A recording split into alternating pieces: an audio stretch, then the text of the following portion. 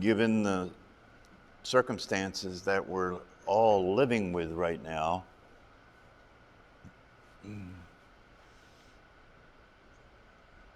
practicing meditation has a particular meaning right now. Understanding these teachings has a particular meaning right now.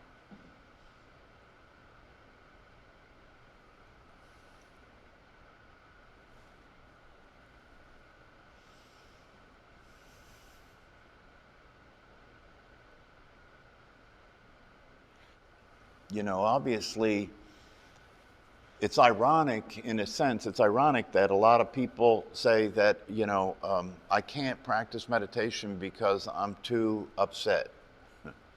I'm too stressed. My mind won't stop.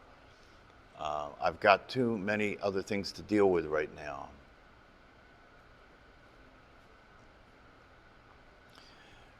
So to practice meditation and to continue to learn and listen and watch teaching,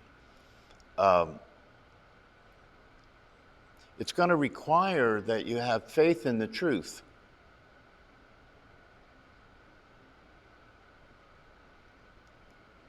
It's going to require that the things that we're talking about here, the things that we are learning, the things that have been part of these wisdom teachings for thousands of years, there has to be a relationship to these teachings and practices that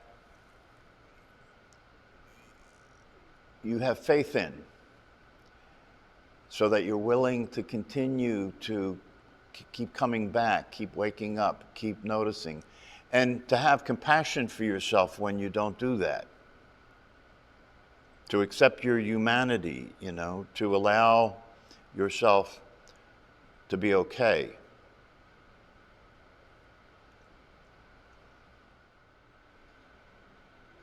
But who you're being is really where the rubber meets the road. And so that's a question that I think is worth entertaining as you move through your life and as you deal with the situations that you're dealing with. It might be useful for you to stop every once in a while and ask yourself, who am I being right now? Who am I being? Fits. In Zen Buddhism, there is an emphasis on simplicity and ordinariness. And so the way meditation is practiced in the Zen tradition is they say, just sit. And the Zazen practice in meditation halls is that they sit facing a wall with your eyes open. So you're just looking at a blank wall and you're sitting in a posture. They talk about the posture, maintaining your posture as part of the practice of Zazen. And what they mean is just to sit with your back straight so that you can stay in the posture and not move. I'm not so sure that it's absolutely necessary to have a particular posture or to sit cross-legged. They talk about that as part of the formal practice. But I think the most important thing about Zazen, as far as I'm concerned, is that the emphasis in practicing this form of meditation is to simply be present, simply be aware. And you're not trying to do anything. One of the hardest things, this is one of the things he said in one of the videos I was watching recently, and I think it's true. One of the hardest things to do in the practice, one of the hardest parts of the practice, whether we're talking about, say, Zen or Vipassana, is not to have an intention. You're not doing it for a reason. You're not doing it to get something. You're not doing it to get a particular result. That's hard, to not do it for a particular result. But that's part of the practice. The way this practice is done is to sit and simply be present and allow everything to be as it is, and see if you can let go of any intention. You're just being there. And what he says is that if you do this consistently over time, right, you begin to experience a difference in the way you see everything. This is really the heart of the matter, right? We could talk about the idea that, who you really are is awareness itself and all that jazz, but that can lead to just a lot of struggle and confusion, right? Because, I've been thinking about this recently, and if you listen to a lot of the teachers, especially some of the ones who come from the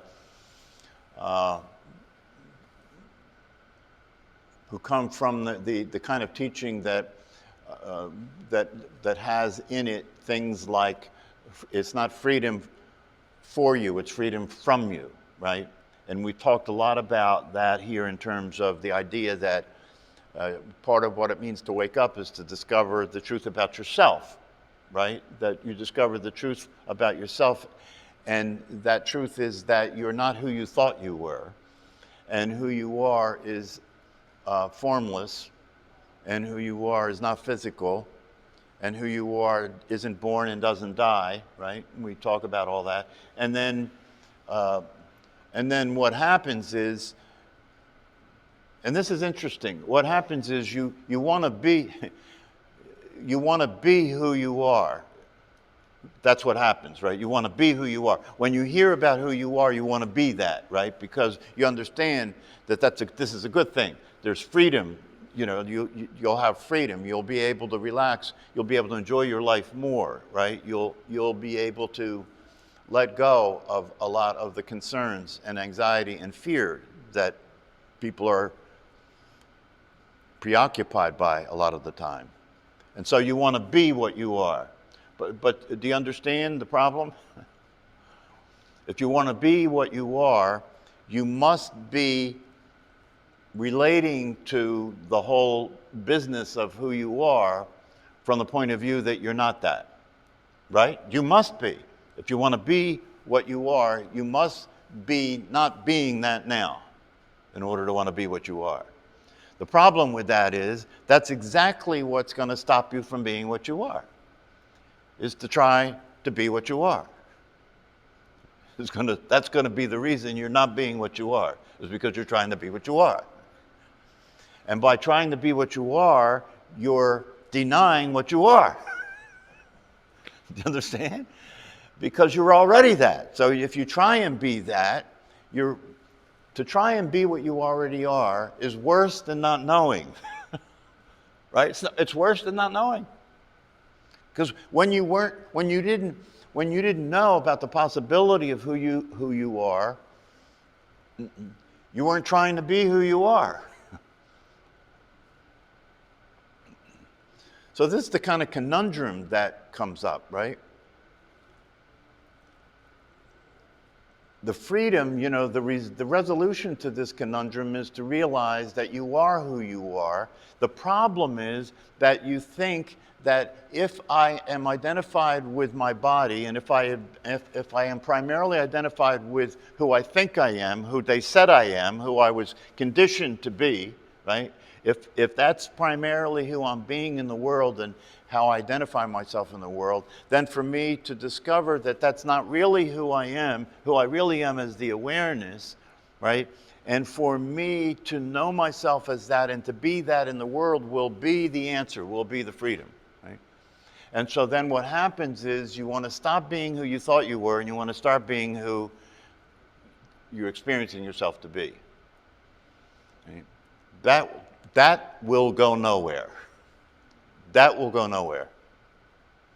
Because the thing that you have to come back to, again, to understand the impossibility of that approach, right, is that if it's the case that you already are who you already are what you are, then anything you do to be that will be a barrier to the experience. If it's true that you already are who you are, then anything that you do to be that will be a barrier to the experience. And so then how do you deal with this idea that I am not a body, I am not a person, and that the source of suffering is the idea that I am a person and that that person is separate from all other people and that person is a body. So how do I deal with that? Because it seems to me that when I realize the truth, I want to experience the truth, and the way that I have been living and who I have had it that I am is not the truth. So it's within this these ideas that people start to get confused and get stuck and get lost, right? Isn't it? It's within these ideas, right? So if I conceptually understand what the teaching is, and the teaching is saying that I'm not who I thought I was, right?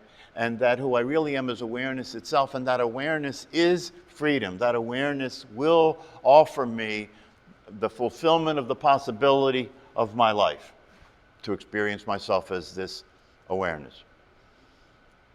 And so the way the mind, the way the mind deals with this is it says, okay, you've just discovered that you're not who you thought you were, and that who you really are is awareness. So now the game's on to become that. That's what the mind, that's the way the mind's processing this, right? But you see, the thing about it is the way the mind's processing it is really insidious, because that's the way the mind will keep you from waking up. The way the mind will keep you from waking up is to have you try to do it. Do you understand?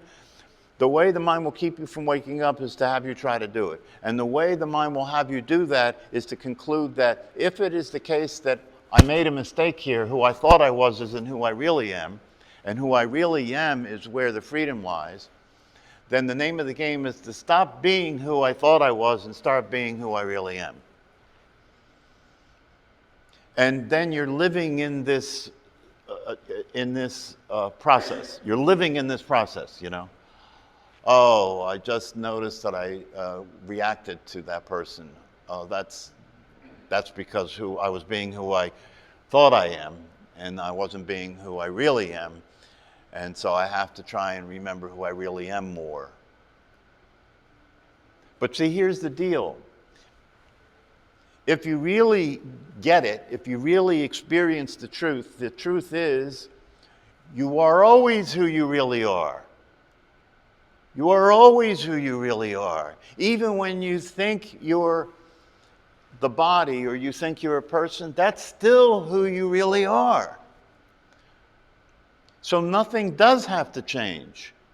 All you have to do is, and so this is the key. This is what's being offered by the teaching and the practice, right? What's being offered by the teaching and the practice is to see things to see things as they are, right? To see it for what it really is. To see it for what it really is. To see that the idea that you have of who you are is not actually who you are, and yet it is, right? It is, because it is the awareness, even though it is existing in a very limited way as the person. But nonetheless, it's still the awareness. Right? So there's nothing that has to be done. There's nothing that has to be done. There's nothing that has to be done. It's already done. The question becomes, can you allow yourself to be aware consistently in such a way that that awareness starts to rehabilitate the person? Do you understand? If you can see things as they are, if you can see through the illusion now, right? Because it wasn't an illusion before. The idea that you had of who you were wasn't an illusion before, it was a fact, right? But now that fact is now an illusion, right? So if you can see through the illusion, it doesn't mean that when you're being a person, when you're identified with the body, it doesn't mean that when you're being a person, you're identified with the body, that you're not being the self, because all there is the self. So I'm saying what I'm saying to try and show you that there's a way out of this dilemma, to stop trying not to be who you think you are, but simply be aware that who you think you are is just who you think you are. Does that make any sense? Stop trying to stop being who you think you are. Just see that who you think you are is just who you think you are. So you're seeing through it. That's the thing that makes the difference, is to see that a thought is just a thought, right? You're seeing through it. To see that a thought is just a thought, you're seeing through it. That's why when I have said to people here, if I ask you who you are, answer the question without thinking about it. If I ask you who you are, look to have an answer to that question without thinking about it. Because it's the thinking about it that turns it into a problem, that turns it into,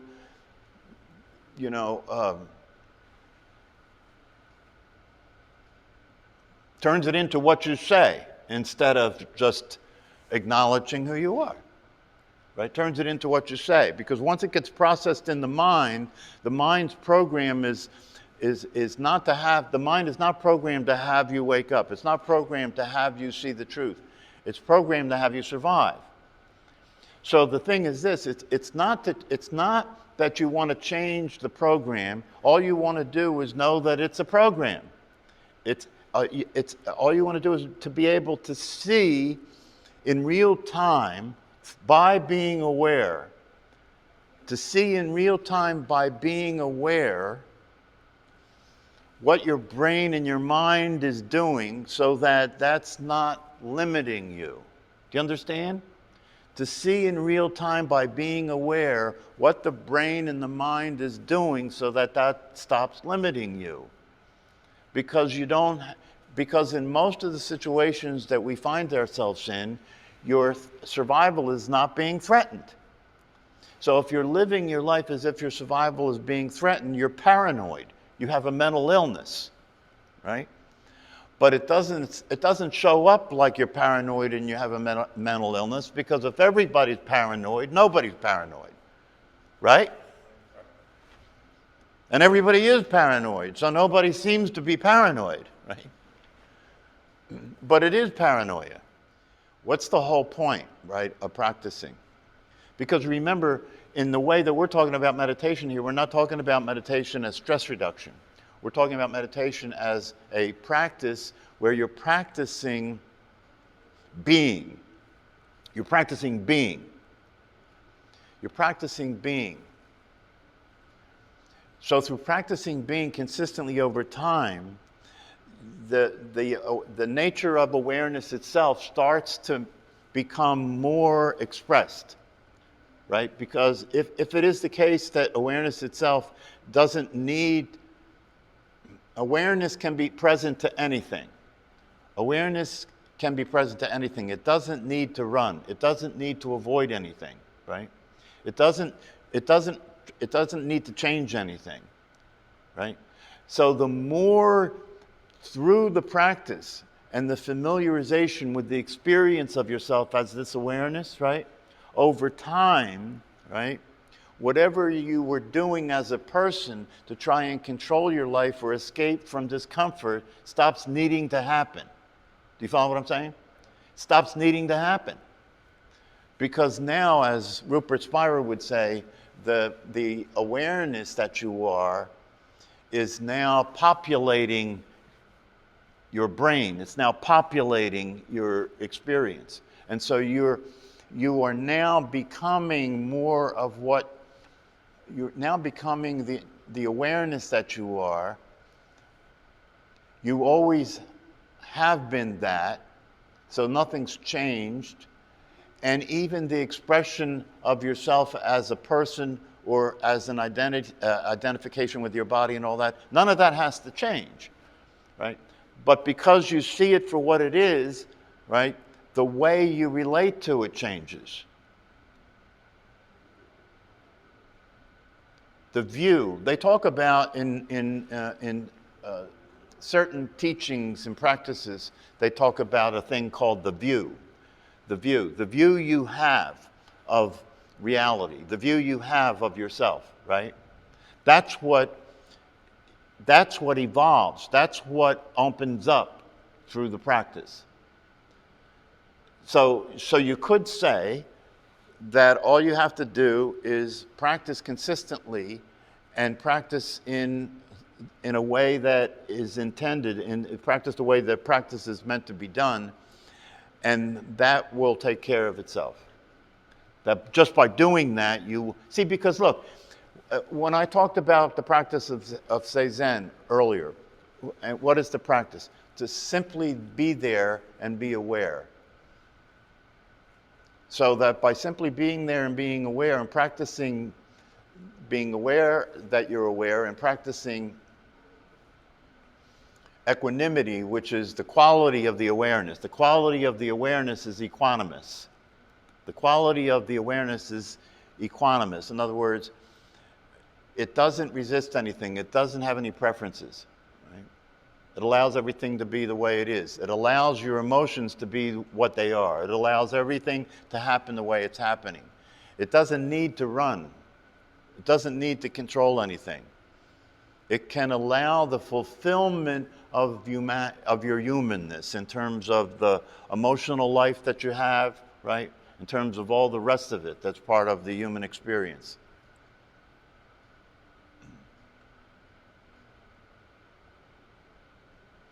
So one of the mistakes that a lot of people make, and it goes back to what I was saying about this Zen priest that I sent you the link to. One of the mistakes that people make is to think that when you know who you are, that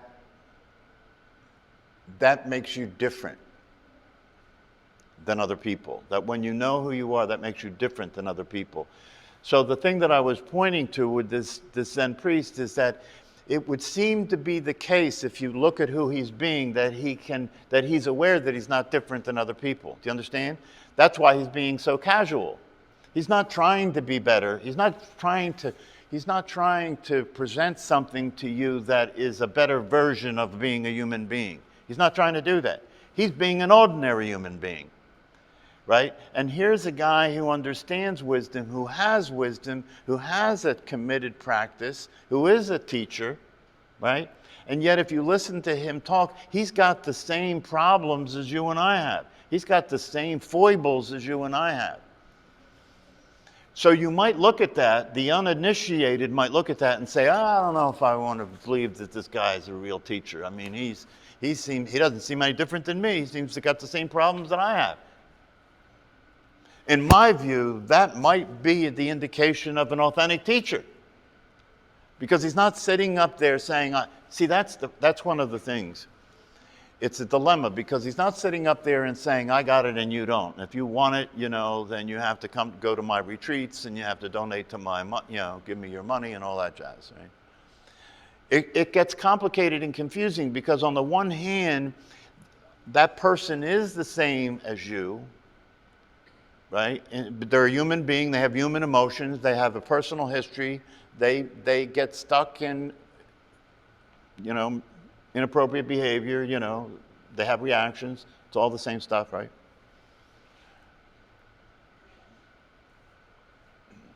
But they are different than you, aren't they? So that Zen priest that I'm talking about, on the one hand, it seems as though he's the same as you when you look at his casualness, when you look at the way he's talking, about things that are going on in his life that he alludes to. He's not coming from some highly evolved spiritual place, right? And yet, while he is the same as you and I, he's different in the sense that he sees things as they are. That's the difference. That doesn't mean he's going to not be human, right? But he's going to know that being human means that you're going to have thinking to deal with, right? That you're going to have emotions to deal with, that you're going to have time to deal with, that you're going to have a body to deal with. He knows that all that's the case, right? He's seeing, it's the view that he has that makes him different. You see what I'm saying? It's the view that he has that makes him different, not who he is.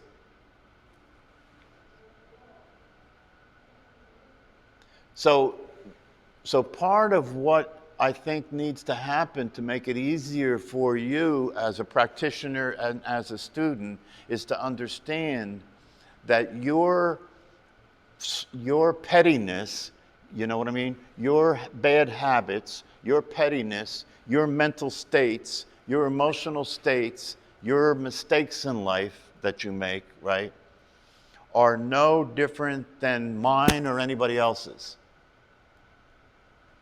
You know, it's interesting. I hesitate to share too much about my personal history because I don't want to turn you off.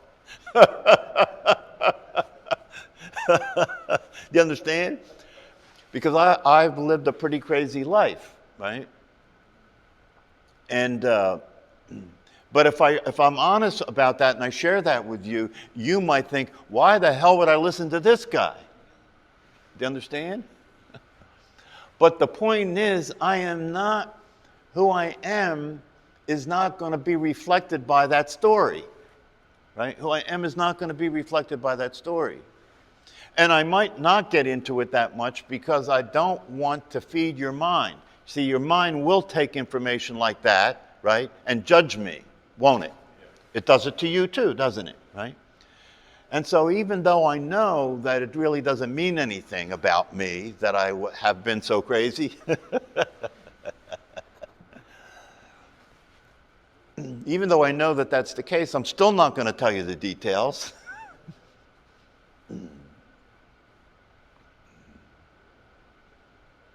Because I know that the way your mind works is that your mind will use it, right? It will use it. And the way it's using it, it will use it to invalidate me. It will use it to invalidate me in order to maintain its possession of you. Right? It'll use it to invalidate me in order to maintain its possession of you. Right? And so you have to be careful about what you share with people because of the way the mind will use that. But without going into the details, I can tell you, I seriously doubt that any of you have led as crazy life as I have led. And that's why I say that, you know, in my case, and this is the case for a lot of teachers, right? In my case, I ended up where I ended up because of how many mistakes I made. It was the low road. I learned by trial and error. I don't recommend it. It's very costly, very costly, especially in relationships, right? Especially in relationships. But it's not necessary to have to suffer through making mistakes and have to suffer through all of that stuff. If you practice and you commit yourself to learning, you can avoid a lot of unnecessary suffering. And if you don't commit yourself to learning what can be learned and to become aware of the possibilities and to practice, if you don't do that, suffering is guaranteed. Because suffering is what happens when you're not being yourself. Suffering is what happens when you're trying to live in the world that you've been conditioned to consider to be the real world, when you're trying to live in that world and you continuously trying to get that to work. That's suffering. Because it can't work. It can never work. It's impossible for it to work. So the unworkability and the discomfort of attempting to make something that can't work is necessary for you to wake up, right? If that wasn't the case, there'd be nothing to wake up to. There'd be nothing, you would have no motivation for anything. You would just continue to be the way you are.